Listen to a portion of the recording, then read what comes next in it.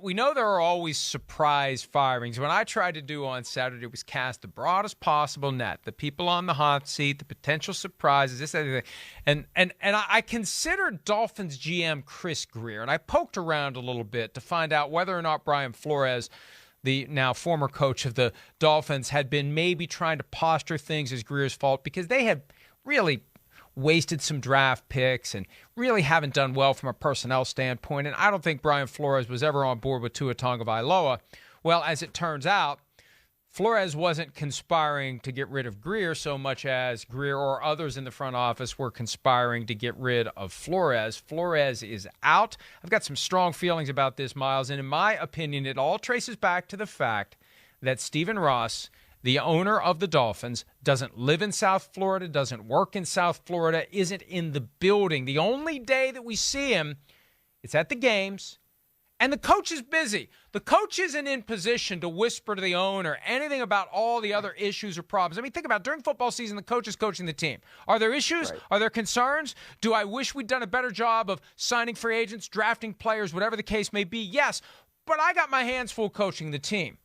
On game day, and I've heard about this for years, it drives coaches crazy because they know when things are going not well, you got the GM, team president, other members of the front office that are in position to whisper in to the owner's ear and set an agenda for the owner.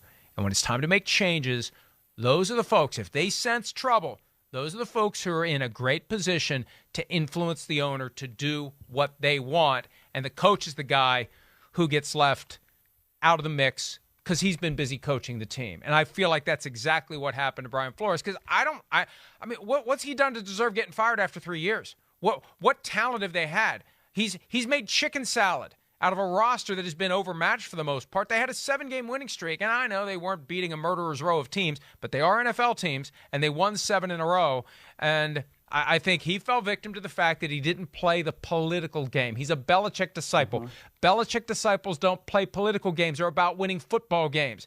And if you don't win, the problem is your personality, your approach, your temperament, all about football, not kissing asses. That's going to get you in hot water if you have other people who can say to an owner who is never in the building, the coach is the problem. Right. And when you have a situation like this, especially given the way that they were kind of playing, ring around the rosy with quarterbacks, I think that is one of these things that can give the GM, team president, what have you, ammo to then the owner and say, like, look at the way this thing is mismanaged. Right. You can go to the owner and say, well, look, we're 1-7. Why are we 1-7? Why did it take us so long to start winning games? If we can win that many games in a row, why weren't we winning games at the beginning of the season? Now, I don't know how true that is or untrue that is from the standpoint of Flores. I mean, I think anytime you start that poorly in a season and then you rip off a 7-game winning streak in order to get yourself back in it and still end up finishing above 500, I think that says something about the culture that he was building from, a day-to-day football standpoint, right? Like, we are going to be able to compete and make sure that we're going out there and giving ourselves a chance to win.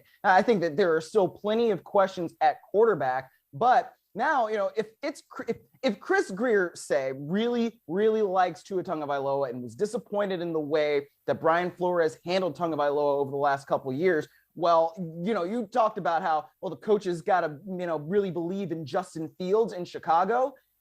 How many guys are really going to believe in Tua Tagovailoa when they're coming into Miami? I don't know.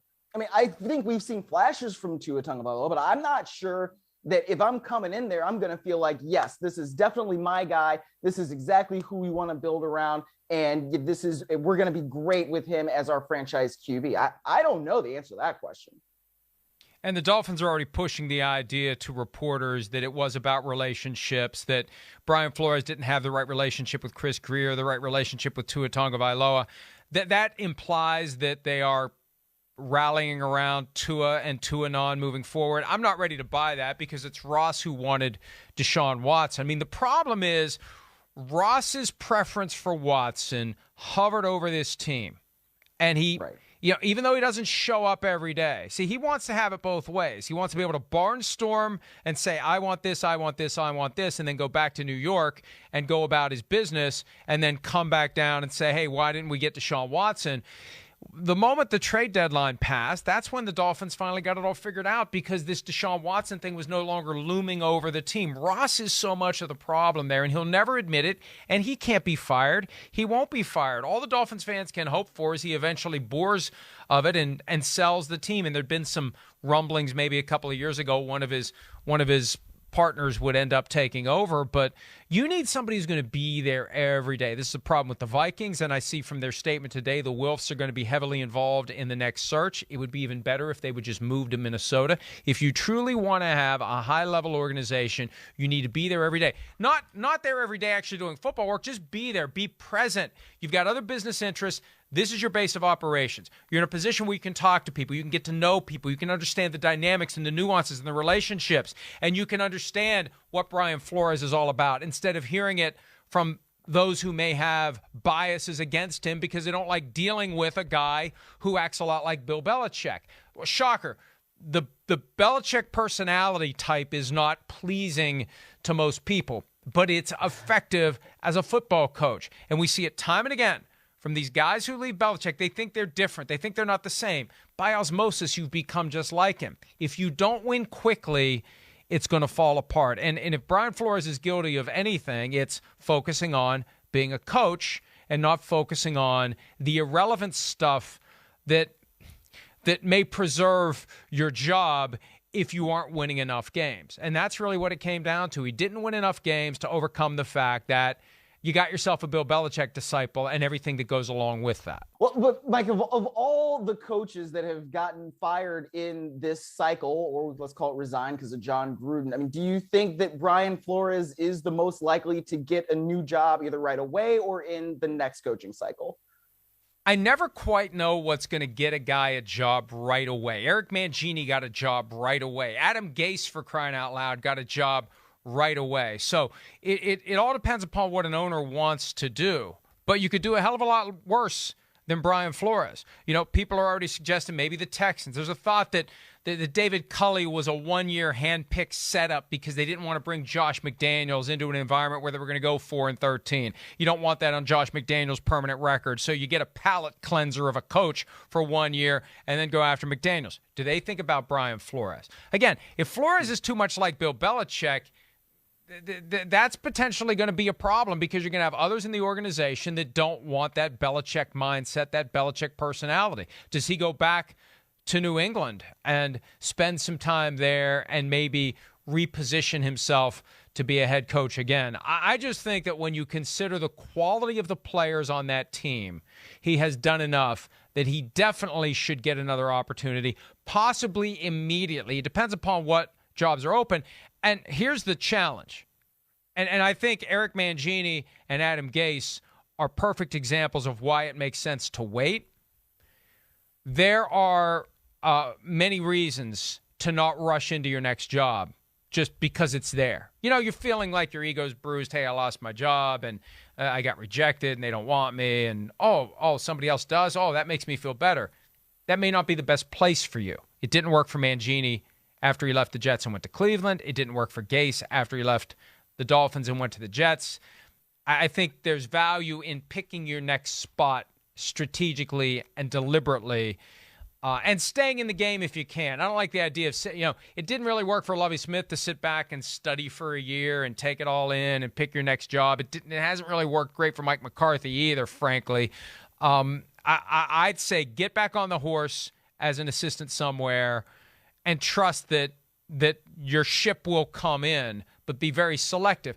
Not to the extent where, like, Josh McDaniels is taking a decade to find his next destination, if he ever does.